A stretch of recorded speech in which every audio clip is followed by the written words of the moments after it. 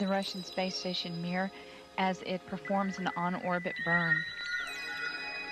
Though it will be difficult to pick Mir out from the stars as they pass behind us, the payload bay cameras are positioned such that they're looking straight back behind the orbiter, where the Mir is flying at about 850 nautical miles behind us. Well, obviously this is a massive faux pas that this piece of footage was accidentally broadcast. The person who's passed me this piece of footage is now dead. The footage that we see, mostly of UFOs, has been filmed with image intensifying equipment.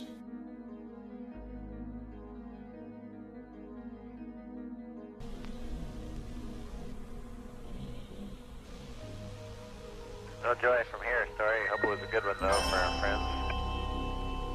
Thank you, sir. We could not see it here either. We'll wait 2 or 3 more minutes till sunrise, and then at that time give you a go for KU stow.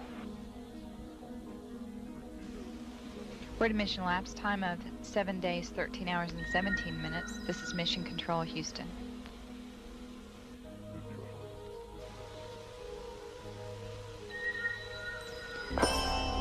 The Mir space station is now visible on the far left-hand side of the screen, about an inch from the bottom of this particular picture.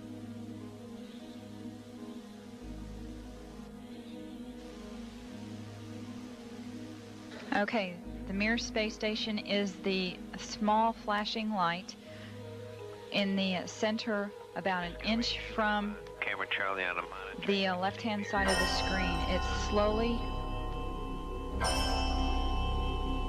Tally ho on the camera. It is slowly moving closer to the left-hand side and is has a very light flashing to it. We think on the middle of the screen, way to the left-hand side.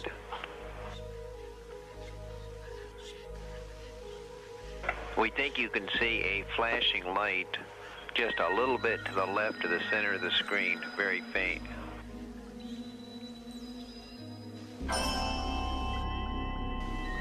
Yeah, we do see something flashing visually, but we're not sure that might be...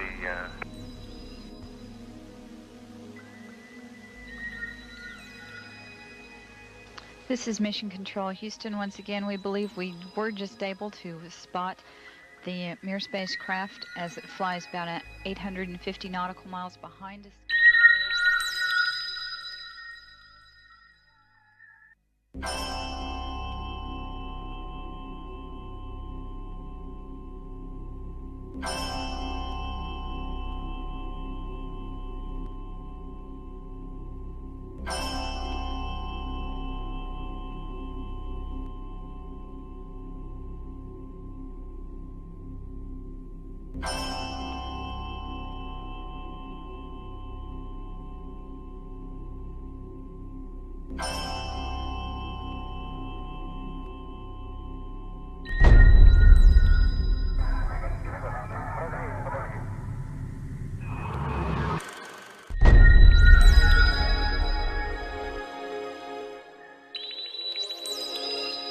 Yes, STS-80 was a very, very strange space shuttle mission. What we see is a lot of activity. It can't all be put down to natural phenomena. James Oberg at NASA and all the other pundits at NASA would love you to believe that these are all ice crystals and space junk and debris.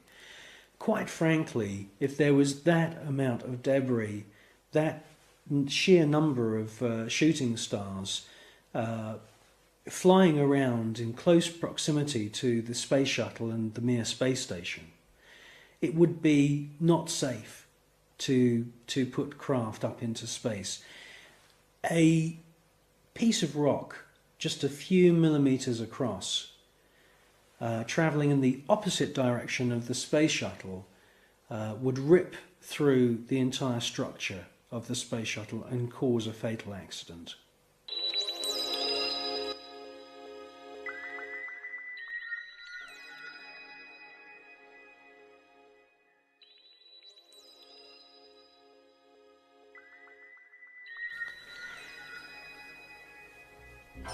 Well, people always say to me, you know, if there's extraterrestrials and if there's UFOs, why don't they make themselves known to us publicly?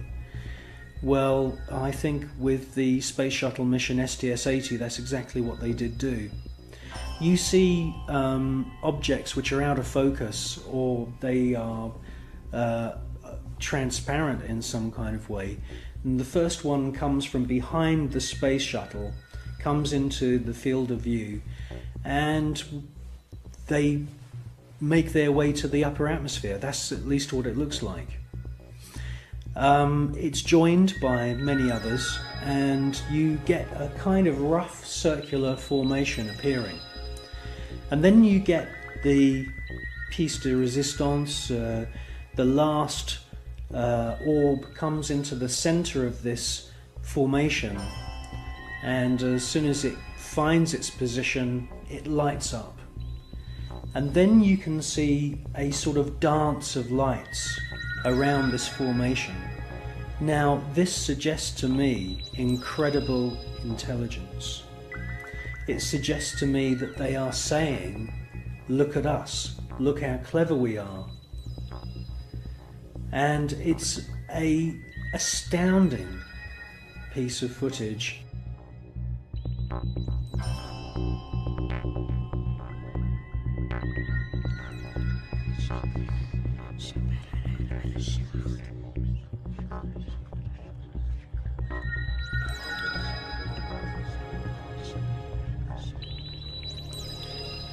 These extraterrestrial craft are attracted to thunderstorms, and many times we see lightning on the surface of the planet or in the atmosphere of planet Earth.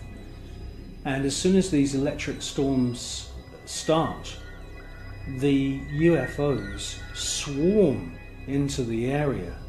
It's almost as if they're harvesting the electromagnetic energy within the atmosphere. And in actual fact, there are unseen forces in the atmosphere, etheric flows of what the German scientist Wilhelm Reich described as orgone energy. And it could be possible that these UFOs are sucking energy from these electric thunderstorms on planet Earth, and this is where they're getting their energy from. You should concentrate on the first object that appears, and you will see that it holds its position. Many TV stations have actually broadcast this STS-80 footage, but they only show you the few seconds of the large glowing orb coming from the lower atmosphere.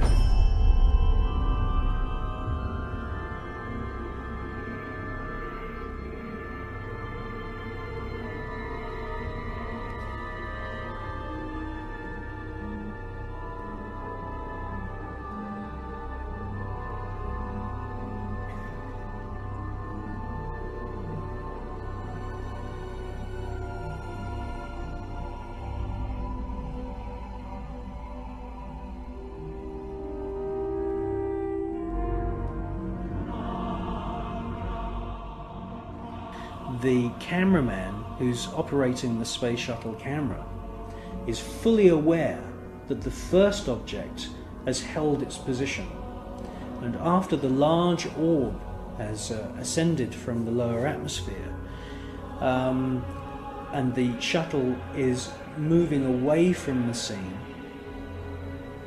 the cameraman is actually zooming in at the end of the sequence to double check the position of the first luminous orb, and it's a fascinating piece of video.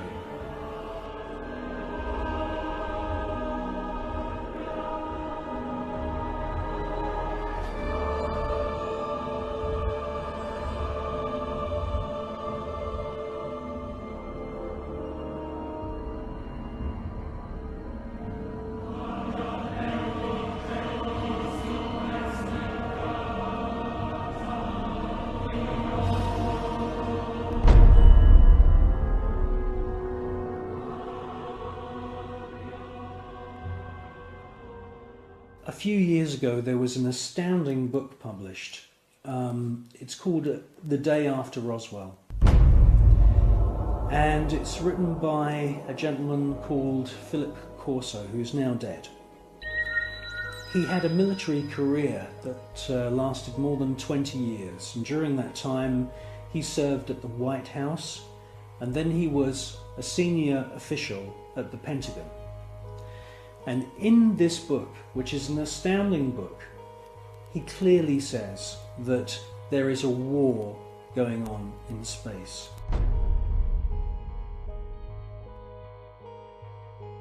In other words, NASA and the American military have designed weapons. He says in his book that some of the weapons are based on patents of the genius inventor Nikola Tesla.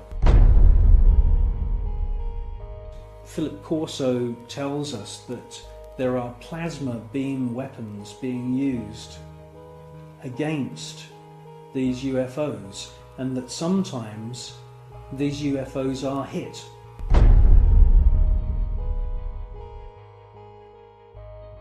A special team then travel out to wherever it is in the world and collect the wreckage.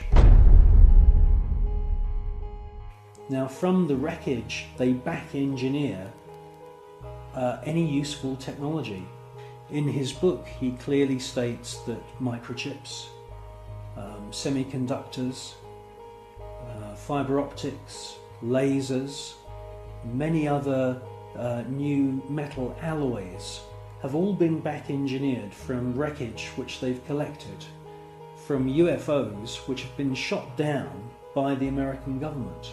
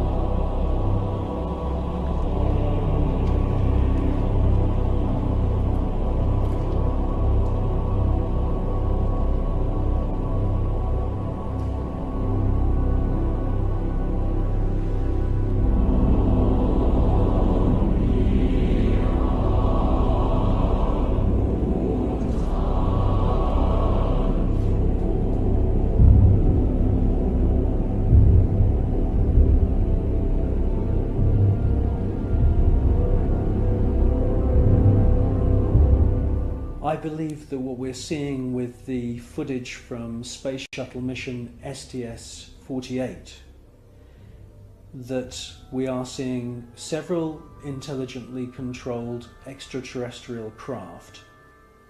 And yes, I do believe that the flashes are the firing of some very, very top secret weapon which is able to produce an electronic or electromagnetic